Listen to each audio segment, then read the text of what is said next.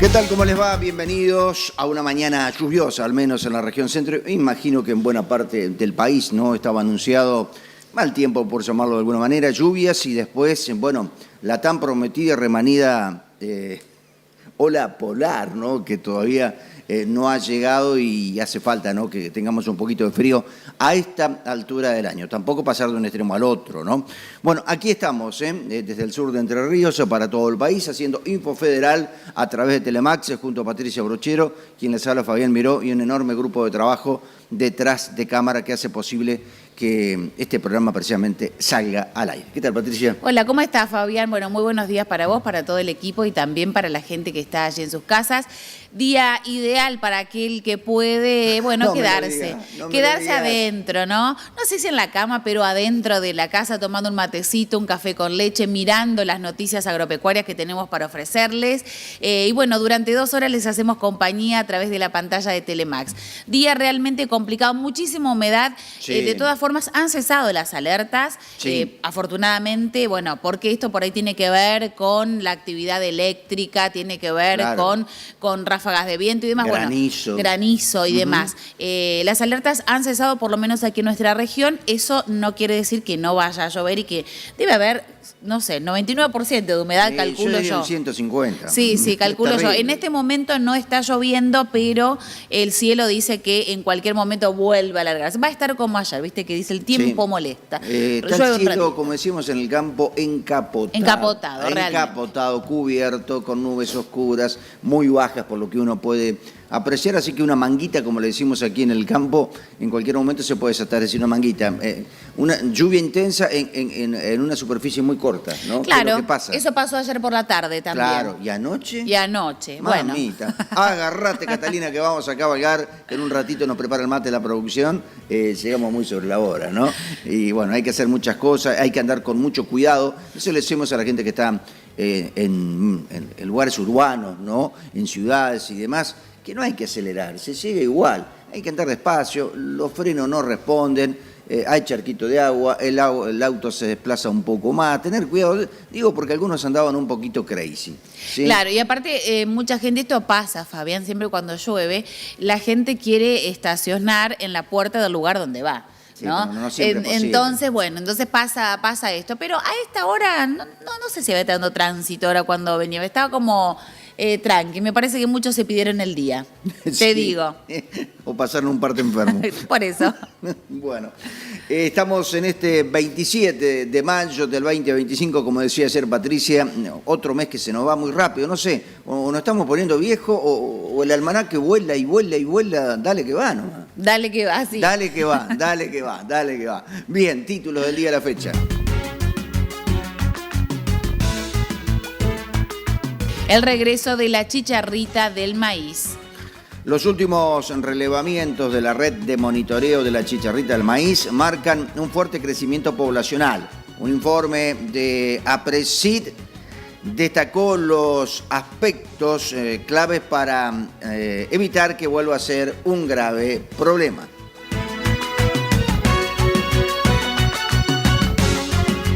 Caputo reconoció que están en deuda con el campo y adelantó, en un año se podrán ir las retenciones. El ministro de Economía brindó una extensa charla en la Bolsa de Comercio de Córdoba, justo en Córdoba, donde habló sobre las retenciones y sobre una cuenta pendiente con el agro. De todos modos, enrostró, les hemos bajado costos a lo loco.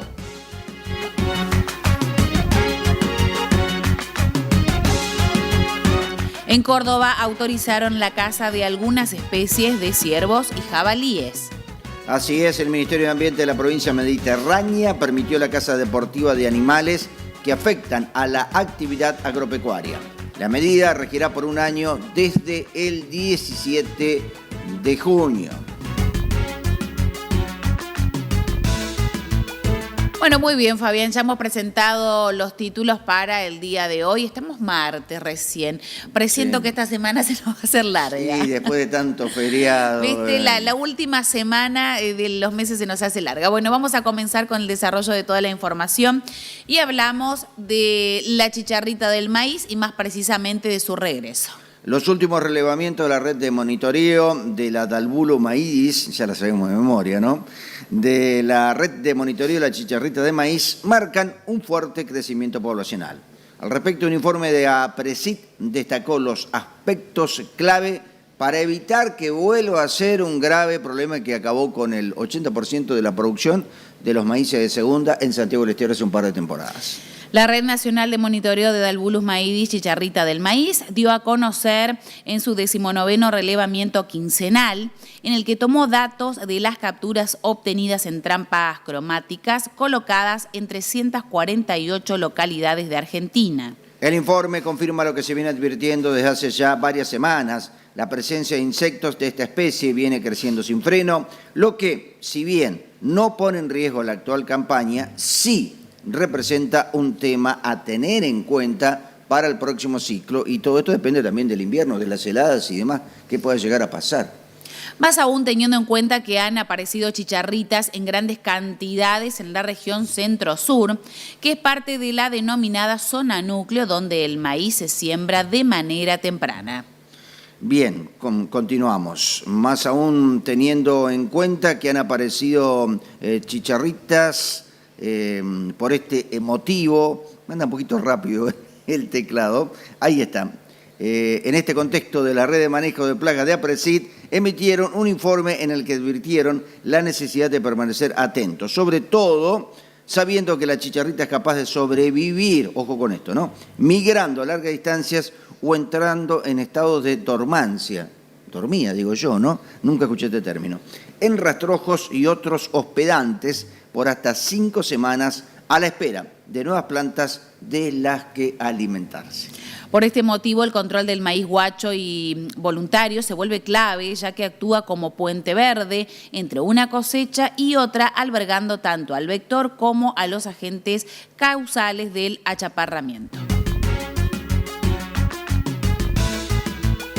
Bueno, Caputo reconoció que están en deuda con el campo y adelantó en un año se podrán ir las retenciones. Bien, el ministro de Economía brindó una extensa charla en la Bolsa de Comercio de Córdoba, donde habló sobre las retenciones y sobre una cuenta pendiente con el agro. De todos modos, enrostró, echó en cara, ¿no? Claro. Les hemos bajado costos a lo loco. Esto en relación a los productores agropecuarios. Quieren tener siempre la última palabra, está clarito, ¿no? Durante casi 1 hora y media, entre discurso en solitario y luego ante preguntas del presidente de la Bolsa de Comercio de Córdoba, Manuel Tagle, el ministro de Economía, Luis Caputo, impartió una serie de lineamientos políticos y económicos de parte de la Casa Rosada. Entre esos temas estuvo el que está más caliente dentro de la agenda del campo, las retenciones. La semana pasada el propio Caputo fue el encargado de anunciar que la rebaja de alícuotas que comenzó en enero continuará a partir de julio, durante toda la campaña fina. Sin embargo, la medida no alcanza a los cultivos gruesos. Hablamos de soja, maíz, girasol y sorgo. Y desde el campo señalan que si no decide también continuar con las menores alícuotas para esto, el horizonte de rentabilidad sigue siendo desfavorable. En ese marco, el titular del Palacio de Hacienda sorprendió al deslizar una suerte de promesa y ponerle fecha a un eventual fin de derechos de exportaciones. En un año, prometió precisamente el titular del Palacio de Hacienda. El recinto de la Bolsa Cordobesa contó con la presencia de empresarios locales, varios de ellos vinculados a la agroindustria, y allí el reclamo por la baja de retenciones volvió a ser de la partida, con un reconocimiento por parte del funcionario acerca de cierta dificultad, entre comillas esto, ¿no?, y por la falta de recursos, y otra vez abro comillas, y la credibilidad heredada, pero también los costos productivos que atañen a la actividad agropecuaria. Hemos bajado fuertemente los bienes de capital, ahora están en un promedio de arancel del 6%. Casi la mitad de los bienes de capital que no se producen en el país tienen arancel cero.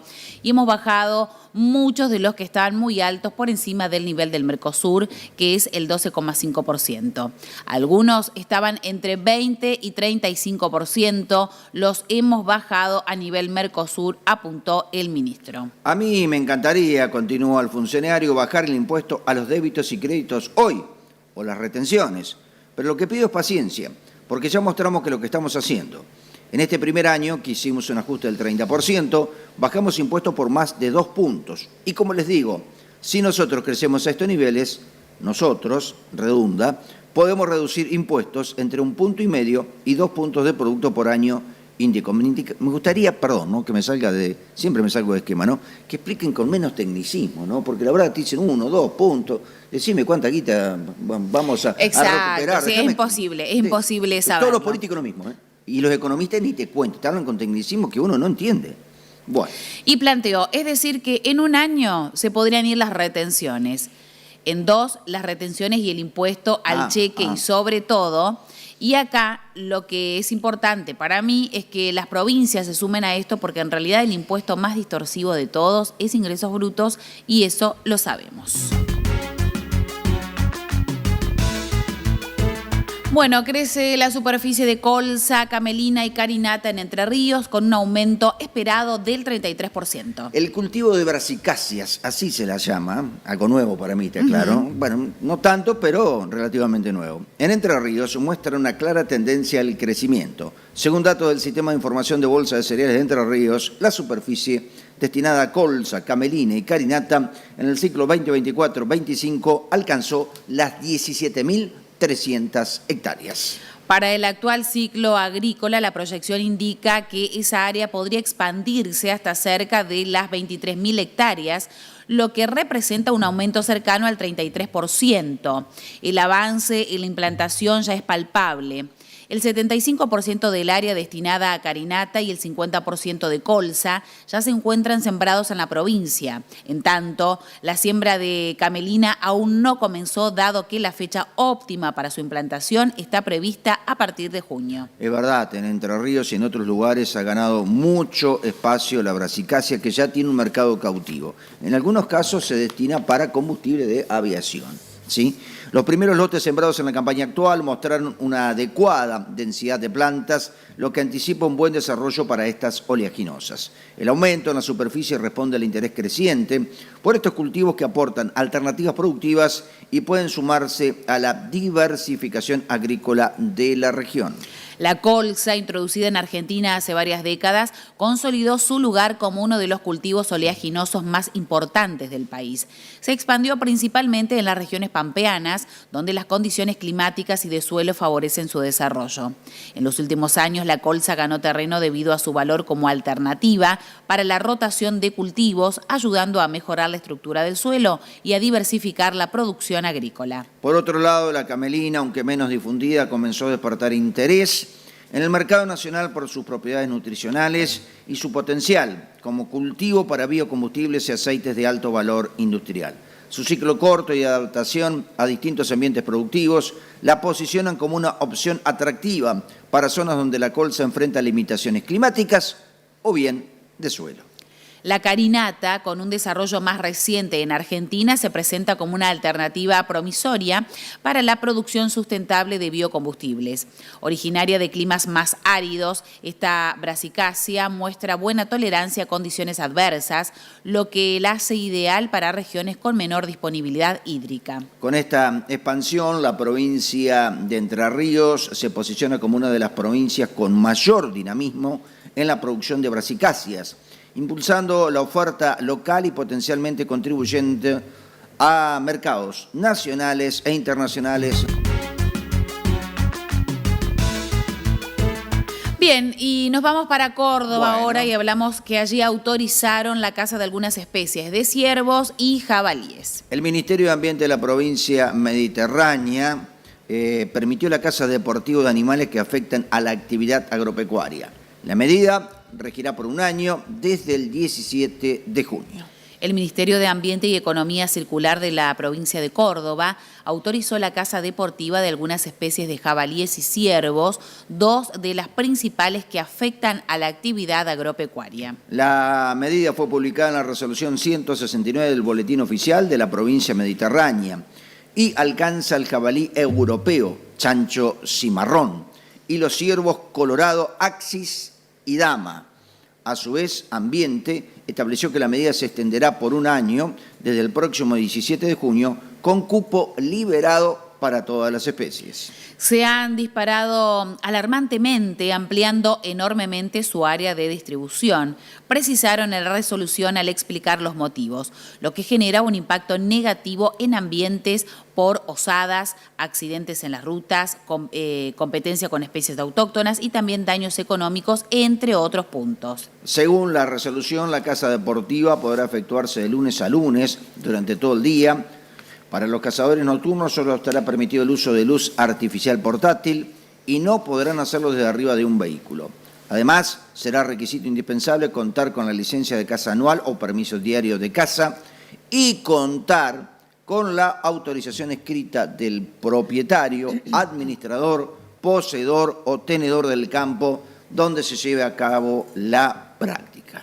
En el texto publicado se deja expreso que no se podrán utilizar perros para este tipo de prácticas y es obligatorio contar con una licencia anual o permiso diario y además una autorización escrita del propietario, administrador o poseedor del campo en el que se va a realizar esta actividad. El Estado provincial tiene la obligación de velar por su preservación y conservación de los recursos naturales. Para las futuras generaciones cerró la disposición. Bueno, vamos a continuar y hablamos ahora sobre Vicentín porque recupera actividad y Sancor busca acuerdos.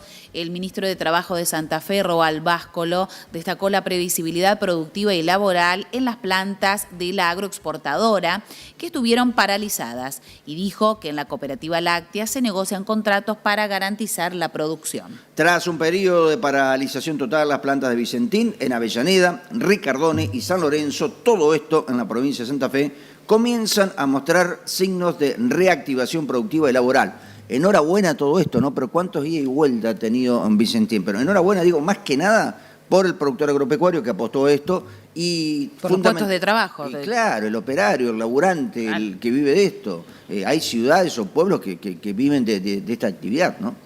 Bien, continuamos. Así lo informó el ministro de Trabajo de Santa Fe, Roal Báscolo, quien señaló que existe cierta previsibilidad para los próximos 6 meses en las operaciones y empleo en estas instalaciones.